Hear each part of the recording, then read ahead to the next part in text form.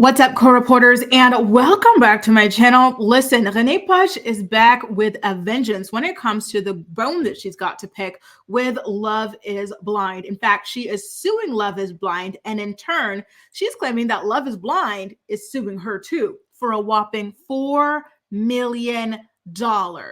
Mind you, Renee is not playing around because she has hired some of the biggest lawyers in the game, including Mark Geragos, who was Michael Jackson's lawyer, just to name drop a little bit, amongst other people, including Bethany Frankel when she launched her reckoning against Bravo TV.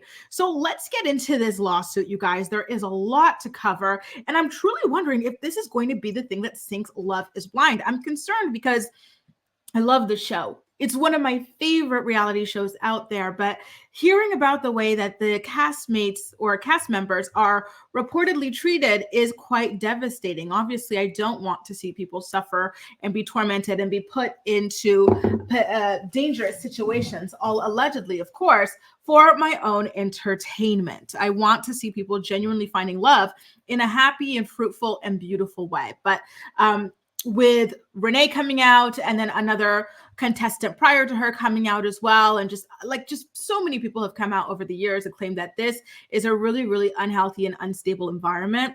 It's starting to not look too good. And I don't think that allegedly trying to sue her for $4 million is going to help things when it comes to Love is Blind's reputation for just steamrolling over these people. So shout out to Entertainment Tonight for getting all the tea on this situation. They've managed to read over the lawsuit, and they got an exclusive interview with Renee as well, where she talks about the lawsuit itself, right? So let's get into some of the things that she is accusing the production of doing. She says that the contract that she entered into with the production company was, and I quote, an overreaching and unlawful talent agreement purporting to govern her appearance on Love is Blind. She says that production staff took her phone, passport, and driver's license on her first night in LA, and she wasn't able to have them back until they said so. And that includes when she is not filming for the show in front of the cameras. So in the lawsuit, Renee says, okay, well, not filming, she would be locked into her hotel room, unable to leave without a cast wrangler accompanying her. She wasn't allowed to speak with other participants or hotel guests and staff. She was truly in isolation and is saying that she felt like a prisoner, which is something that, listen, I don't doubt that one bit. Imagine being told that you cannot communicate with anybody. Listen, when it comes to like male castmates, I get it because they're trying to build blind romantic connections, but female castmates, come on now, people who work at the hotel, like you can't communicate with literally anybody. And you don't know like when you can. You don't have access to your phone. You don't have access to your driver's license. You don't have access to your passport. Like you essentially are a prisoner, right? Mind you, when it comes to how much money she actually made for her participation in the show, Renee said that she made $8,000, and that's it. She says that she was made to believe that the stipend could be taken back and that she would be sued unless she agreed to all of production's demands, even if they made her feel unsafe. And when she's talking about feeling unsafe, she is referring to her fiance at the time, Carter Wall. She did an interview with Deepti and Natalie from the Out of the Pods podcast, where she claimed that Carter became like almost violent or something like that. Like he just was really, really scary. And she knew that he was dangerous around firearms, and production knew that as well, apparently, according to her. And instead of just like freeing her from this contract, right? Like, and saying, hey, listen, we're not going to fine you if you stop this experiment. This is dangerous. This is unhealthy for you. They said, hide your guns, because this guy, he does seem a little unstable, but you're going to continue on participating, which is, just wild. Now, the other contestant that we talked about was also from the same season. Her name is Tran Dang, and she is also suing Love is Blind. And she said she was accusing them of false imprisonment, and I think she got assaulted by her then fiance as well. Renee says that she and Carter, although they initially hit it off in the pause and everything, she kind of was floored when she found out the truth about him. She was like, well, how the hell does a man like this even make it past screening? I chose to participate in this show because I was told that everybody who participates past like a bare minimum evaluation, right? The health evaluation, physical health, mental health, emotional health. They're supposed to be at least somewhat stable in their lives, although not all of them are financially stable, for example. But like Carter's level of being financially unstable was just wild to her. In her lawsuit, Renee says, well, listen, I was not thinking that they would ever even have the audacity to set me up with somebody who was unemployed with a negative balance in his bank account, homeless, violent, estranged from his family, and actively addicted to drugs and alcohol. Guys, that is very serious. If all of that is true about Carter, Renee has 1,000,000,000% grounds for this lawsuit. There was no reason for a person like Carter to make it on the show. Not only the brokenness, the homelessness, and stuff like that, but yet he had a history of violence, allegedly. That is really, really negligent on production's part to allow a person with that sort of history onto a show where he is supposed to find a wife. Why would you bring someone like that onto an unsuspecting woman? There really, truly is no reason for it. And if they did that thinking it would cause some great drama and ratings, this and that, they are sick, because that is not cool. That is crazy. And then for him to have an alleged alcohol and drug addiction problem on top of that, it's truly unfair, and it's cruel, in my opinion. Renee says that Carter's erratic and alarming behavior and emotional instability became glaringly obvious to both her and the production staff. She says that she became utterly terrified to be around him, and she told that to production. And this is when production became, again, incredibly negligent in the way that they handled a very dangerous and sensitive situation. She claims, and I quote, production had its own concerns about Carter Wall, warning Renee Poche to ensure that he did not have access to firearms or other weapons. Why is that on Renee to do? Why would you not say, hey, this guy, we're concerned about him. He's unstable. He's dangerous and he's violent. We're kicking him off the show because there's no reason for someone like that to be on the show. I'm sorry that he slipped through the cracks and made it, but there's no reason. And instead of doing that, according to Renee, these people just said, you know what, hide your guns and pray for the best. Pray you wake up tomorrow, basically. Pray he doesn't do anything crazy to you. How? And not only that, but the reason why Renee stays, which is what a lot of people are always asking, why do these contestants stay? Guys, they are threatened with a fine of hundreds of thousands of dollars, maybe even millions of dollars, if they leave the show early in a contract that they sign. And the reason that they signed this contract is because they are under the impression that production has done its due diligence on the people who participate in this show. When she signed that contract, she did not know that they would allegedly go and cast a man with no job, no money, no family, no friends, right? 2 alleged addictions, and a violent streak. So it's unfair for her to be held into that contract. I completely see why she is suing them if that is indeed true. Renee also says that she was forced to spend long stretches of time alone with Carter, despite production knowing that he was dangerous, and that the production company made it clear that she would subject herself to legal action if she were to discontinue her participation on Love is Blind or otherwise refuse to move forward with the engagement. In this climate of fear and unease, Renee began to spiral physically, mentally, and emotionally. Production, if this is true, you guys were abusive to this woman, and it is crazy. All of this for what? For TV. You were willing to risk the lives of these contestants for your bottom line? That's crazy to me. It really, truly is. It's unconscionable, to be honest with you. So again, I'm seeing why these lawsuits are coming out left, right, and center. So now, because Renee has spoken out about this, we mentioned it a little bit earlier in the video that Renee participated in Deep Tea and Natalie's Out of the Pods podcast, where she shed a little bit more light into the behind the scenes of all of this. She's claiming that the production company behind Love is Blind is now suing her for $4 million. This is her exact quote. The production company has initiated arbitration against Renee for purportedly violating her unlawful non-disclosure agreement. Delirium TV is trying to drive her into bankruptcy by seeking an exorbitant $4 million.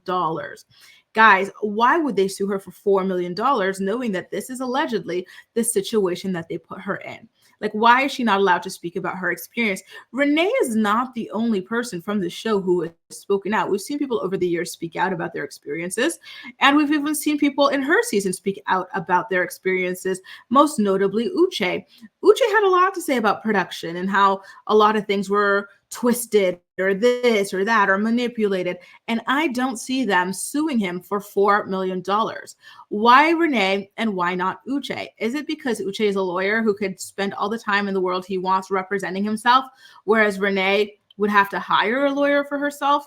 I don't know. I will leave that up to you in the comment section to speculate on, but I do find that really unfair. I understand not wanting to spoil certain things, but I do think that people have the right to speak about their experience on the show, right? Because even Deepti and Natalie on their Out of the Pods podcast, they talk a lot about their experience on the show, both in their relationships with, what's that guy's name? The one who was really, really, really, really annoying, and he went on the House of Shake and Shane, respectively. Like, they talk about that, and they also talk about the behind the scenes of the show. They talked about the lawsuit that Tran filed and how they saw people doing drugs behind the scene and whatnot, and nothing was done about it. And they haven't been threatened with lawsuits yet, none that we know of anyway, right? Renee refers to her experience on Love is Blind as traumatic. And listen, given what she's claimed about it, I don't think that that is a stretch at all. Here's a direct quote from her. I felt like a prisoner and had no support when I let Delirium TV know that I didn't feel safe. I tried to deal with these emotions over time and eventually felt like I needed to share what had happened. I felt it was only right to let others know the truth of what all of the castmates had to endure. In return for this, I am now being sued for $4 million despite earning only $8,000 for my participation on the show. I believe Delirium TV is trying to silence the abuse that occurs behind the cameras and ruin me for telling the truth. That is the end of that quote. By the way, the powerhouse lawyer that she hired, Mark Garagos, he has released a statement about this situation as well. And again, like I mentioned at the top of this, he has represented Michael Jackson in the past and Bethany Frankel.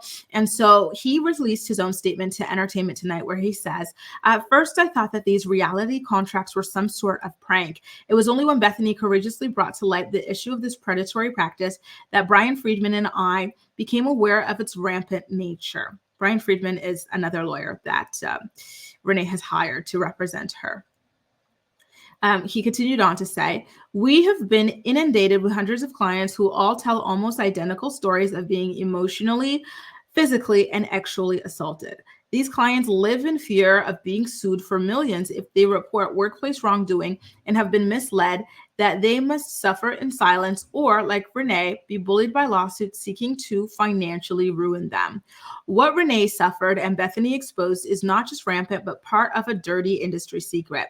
We fully expect thousands of claimants to come forward when they realize that these so-called contracts are not just illusory, but also illegal.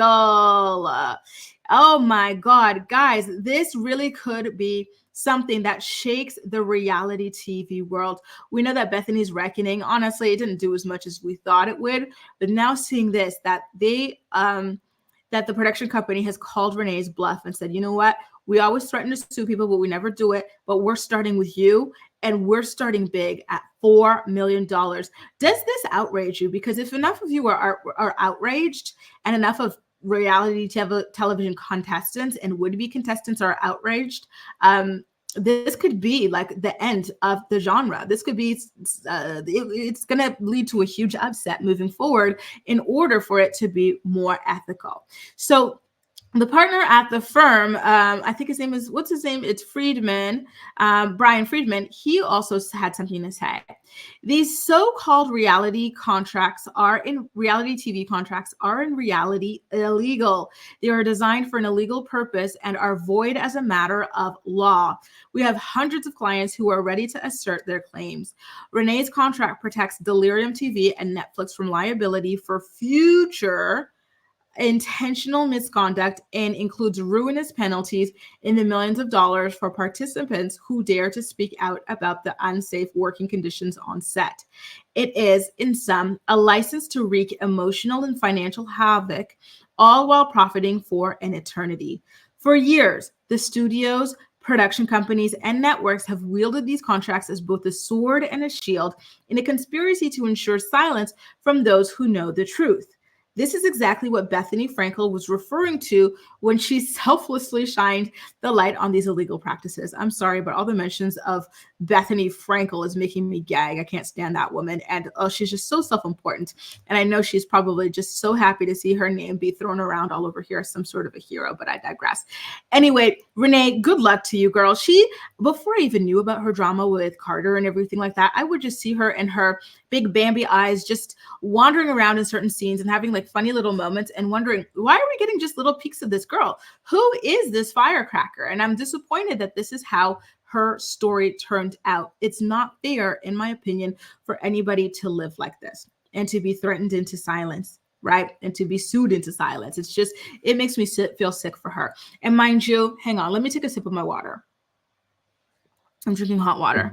And mind you, after Renee went on the Out of the Pods podcast to shed some light into her experience with Carter, he took to his Instagram to claim that he was going to be dropping some information about Renee. And guess what happened? Nothing. He tried to threaten her, right? Because he was going to say, oh, I'm going to expose you for being on OnlyFans. And guess what Renee did? She clocked her own tea. She said, what are you going to do? Spill the tea on me doing OnlyFans? Oops, just did that for you. And we never heard from Carter again. Because I think if Renee had actually done terrible things to Carter, the way that she's saying he did terrible things to her, he would have had no problem coming out about it, but he's got nothing on her. And that's why he's silent. Production is probably hoping that she's going to back away over the $4 million, but Renee said, no, I've got the coin to go ahead and hire some of the biggest lawyers in America. So see you in court. This is going to be juicy. As it plays out, I will be speaking to some legal correspondents that we have as favorites on the show, including Dmitry Shaknovich and Unwind with Steph as well. So definitely make sure to subscribe if you haven't already. Okay, you guys. But in the meantime, let me know what you think about this. Are you rooting for Renee in her crusade against both Netflix and the production company behind Love is Blind? Does something need to change in the way that reality television contestants are treated? Is it ethical or unethical in your opinion? And does she stand a chance here? Does this affect the way you see Love is Blind? So many questions. So leave all of your answers in the comment section down below. And as usual, we'll chat. That's all for now. Thank you so much for watching, and I'll see you next time. Bye.